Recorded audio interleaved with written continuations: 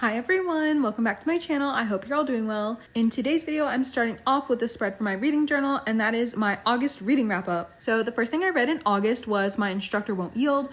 I talked about that in not my last video, but the video before that one. I really enjoyed it, and I'm so sad that it's just a one shot, that there's only one volume. I wish it was being continued. After that, I read Love, Romance, in a Haunted House, which is a very short one-shot story, just a short story. It's about this man who's like an exorcist, and he's called out to like get rid of an angry spirit in a house, and he sees the spirit and he's like, "You're just my type." And so he just like moves the spirit, the ghost boy, into his house with him. After that, I finished season 3 of Unblossomed. You may remember I read season 1 and 2 of Unblossomed earlier this year, and I had also started season 3. Had I known that season 3 was going to be the end of the story, I probably would have waited and just read all 3 seasons together. Obviously, I don't want to spoil anything, but oh my goodness, the ending, it was just so heartbreaking. And also I think it's such good writing if you can care about like a villain of a story, not even feel sorry for them necessarily, but just like feel their pain too, I guess. Oh my gosh, it was so sad. And then like the very ending, that was so beautiful. I don't want to spoil anything, but if you read it, then you know that was so beautiful. So after that, I read Blue, which I talked about also in another video. It was full of summery vibes, which was exactly what I wanted. And then after that, I read No God in Eden, Volume 1. I had been so curious about this manga ever since I like heard about it, or not even heard about it, but just like read what it was about. If you've never heard of it, what I'm about to say is going to be, I feel like, very interesting to you as well. Well, I guess it depends on your tastes. But basically, it's about the first ever Alpha and Omega being born. Not so much born, but just like the first like emergence of them, if that makes sense, because the characters are both in high school, so it's not like they're physically being born, but all of a sudden they're aware of each other's pheromones, and the Omega character is in his rut. The story takes place over like the span of like maybe a few days, like no time at all, which I also thought was so interesting. Like, when's the last time you've read anything, like not even just like a manga or a manhwa, but anything where the time period is that short? And also the title alone is so good. No God in Eden. Like, I would have read this even just reading the title, even just not even knowing like what it was about. And personally, I feel like this story was like kind of scary. Just like think about that. Just the concept of it. Can you imagine like being essentially sick and not knowing what's going on with your body? And like, it won't end. I don't know what's gonna happen to the characters. I'm so fascinated. I don't know when volume 2 is coming out. Maybe this year, but probably next year. I'm not sure. But I'll definitely be reading it because this is such like an interesting premise for a story. And I have no clue like where it could possibly go. Like, I'm so fascinated. Is it only the two of them? Are there going to be other people like around the world? I feel like Eden implies that it's just the two of them. I'm so fascinated. After that, I read a BL called I'll Never Fall in Love with an Egoist. I was like randomly scrolling through Libby one time and I saw that it was available. It's kind of summery, so that's why I decided to read it. It's set in Hawaii and it's basically about like 2 players who just like kind of fall in love with each other. The male lead was terrible, but then at the end, like oddly, like their communication was so like healthy and normal. I don't know. It was okay. I just read it for the summer vibes. And then after that, I read A First of Summers. Whenever I was talking about it in my last video, I really forgot to mention, like, I enjoyed the story. I feel like I was talking about all the things I didn't like about it that much, but I loved the story. Like, I really thought it was good and just so beautifully drawn. But I like, the main reason I love the story is because I love both the characters. The main character and the male lead, both, they are just so like lovable. And then after that, I read 1995 Youth Report Season 1, which I also talked about in my last video. And that's it. That's everything I read in August. Not a lot, like I said. It's already kind of hard to find stories that are set in summer in general. And so, or at least like I've already read so many of them, I feel like. And so every year, like that's my challenge, trying to figure out how I can stretch all of my summer reads out throughout the entire summer. And I feel like I did a good job. Also, I didn't really start a bunch of novels as I usually do in any given month. But I'm so sad that I did not finish reading The Dance Tree. My audiobook loan from Libby expired, and there's kind of like a couple of people always waiting to read that, and I know I could get back in line, but I feel like it might just be easier at this point if I just finish it with my own eyes on the page. So I was also listening to that throughout August. I just didn't finish it, unfortunately. But the spread is now finished. The next spread I'm making is for my archive journal. I watched The Stranger by the Shore, which is like a 1 hour long adaptation of, I guess, like volume 1, maybe volume 1 and 2, I'm not even sure, of the manga series. I have definitely watched this before. I want to say I watched it in maybe like 2021 or 2022, but it's kind of been long enough that I forgot what happened and I really wanted to rewatch it again this year. So there's a young writer who lives at this kind of like boarding house sort of place, and he always sees this high schooler like just sitting by the ocean, by the sea, looking very sad. And the granny who runs the boarding house slash restaurant, she tells him that his mom unfortunately passed away, and like it was just the two of them, so he has no family. So Shun, that's his name, he kind of like reaches out to the boy, his name is Mio, and he kind of just like invites him into like their little world at the boarding house. And it's clear that Shun has some interest in him, though that's kind of gross to me. I don't know how old Shun is. Maybe that's a little bit like more like explicitly stated in the manga. I'm not sure how like big an age difference it is, but Mio is in high school. And so Mio goes off to live elsewhere. I don't know if he's going to school, maybe.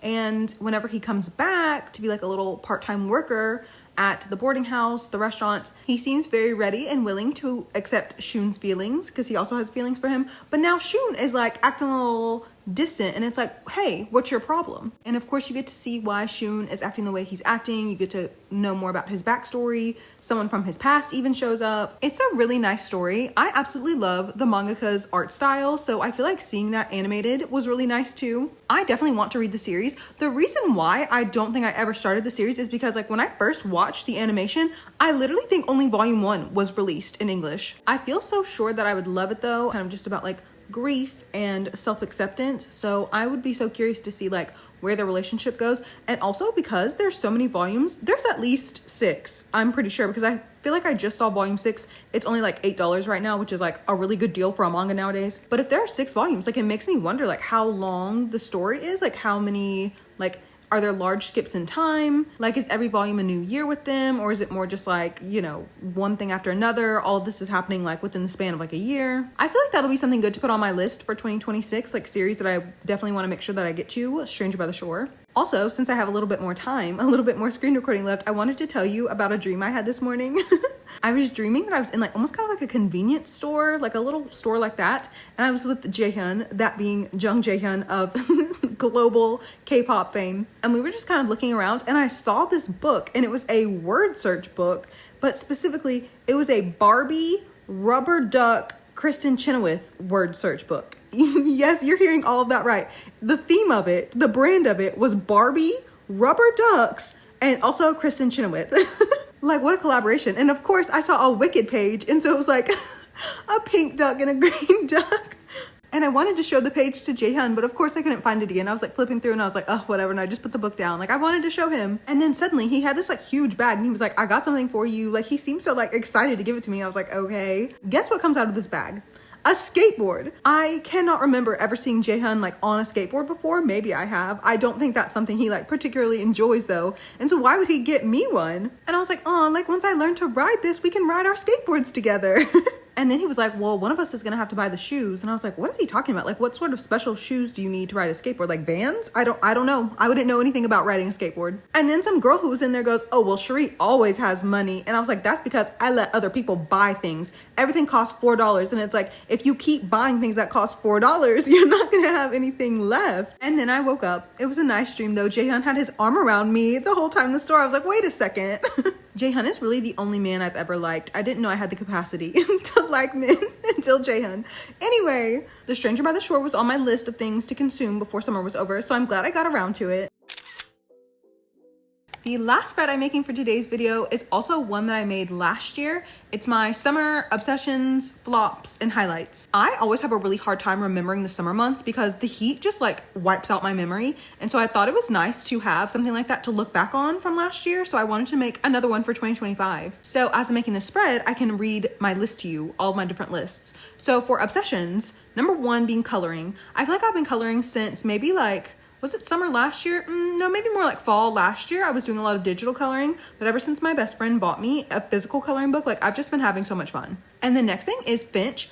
I said in a video earlier this year that I was going to make a spread about an app I've been loving, and I made the spread and I just didn't like it, so I never ended up talking about it. But Finch is this app where you're a little bird. Well, you're not the bird, you have a bird. It's like an app where you're taking care of a little bird, and it's kind of like a cross between like a productivity tool as well as like a mental health tool. So you can set up goals and tasks, sort of like a checklist for yourself throughout the day. And when you check one off, you get some rainbow stones, and the rainbow stones are like money, and you can use those to buy like little outfits and little decorations for your bird's room. And also every single day your little bird goes on an adventure, and so depending on where you're like adventuring at, the place you're at, that will determine maybe like if they come back and tell you any certain things that they've seen or learned about throughout the day. So like right now, my little bird, Olive, she's in Bali. And I think yesterday she learned hati hati, if that's how you say it. But then also like the day before that, she learned that she likes adventure time.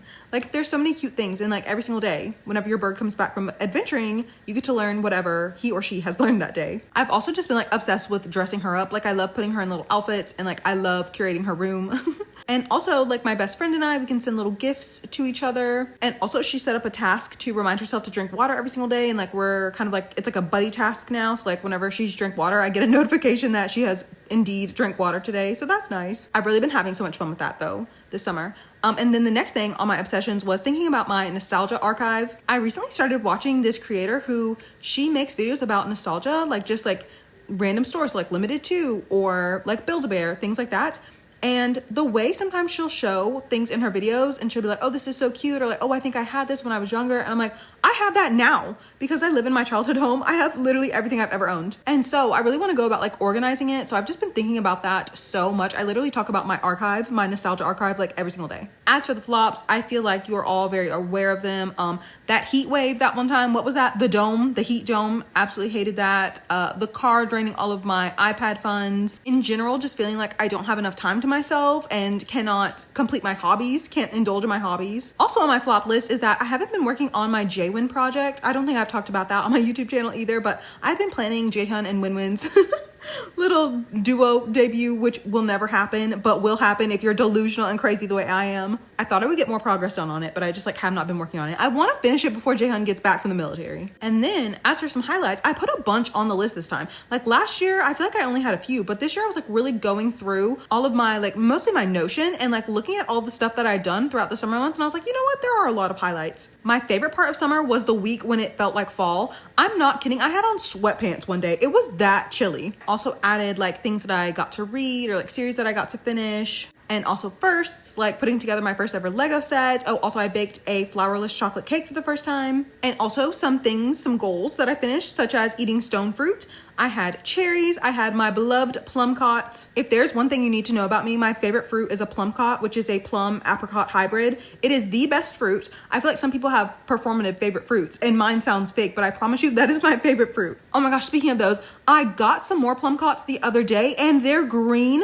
I have not even tasted them yet. And you know what else I got? I got apriums instead of plum cots. So the apriums are more apricot than they are plum. I am so excited to eat them. Like, I'm like, I've got hoodoo, I've got voodoo, I got things I ain't even tried. But I think for me, especially because I hate summer so much and how hot it is and how my memory just like goes blank, it's really important to look back and be like, oh yeah, there were some good things too. So now that this spread is finished, we can go put all the spreads that I made today into my digital journals.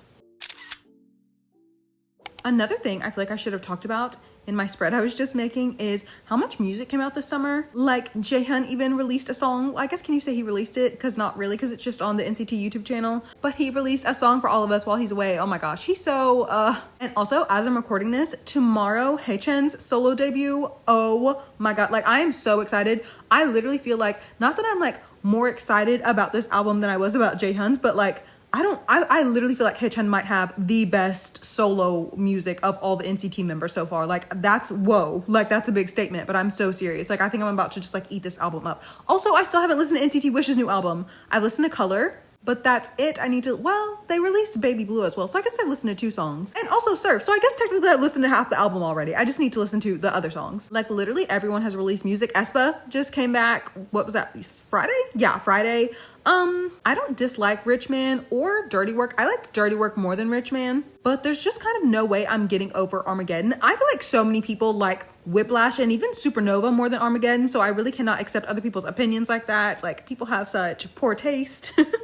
But liking Whiplash more, I'm not gonna get into it. I'm not gonna get into it. If you're also a K-pop fan though, I feel like you probably also felt that. Like it's so overwhelming how many new people have come out with music recently. Like even just like in the span of the last 2 weeks. Or the last 2 weeks when I'm recording this anyway. Oh, like Monsta X too. I was a little disappointed. Like I loved Do What I Want so much, but like Of course I liked it. Jew Honey 100 made it, right? But it's like the title track, Dim Joints made it. And of course I enjoy his work, obviously, as an in-citizen. But it's just like, honestly, a lot of groups, it's just like, it does not fit with them. There was just like something missing. But honestly, Monsta X had like a literal crazy run of title tracks. So I guess one of them kind of finally had to be like, okay. Anyway, sorry if you do not GAF about K-pop. But thank you so much for watching today's video. Everything I used in today's spreads will be in my Pinterest board, and the link to that is in the description box, along with the links to all of my other social media accounts, as well as the links to the Google Drive folders for all of my journal deco kits. If you have any questions, please let me know and I'll do my best to answer them. I hope that if you also live in the Northern Hemisphere that you wrapped up your summer well, and I hope that September is treating you nicely so far. Thank you for hanging out with me again today. I appreciate each and every one of you so much, and I'll see you in the next one. Bye everyone!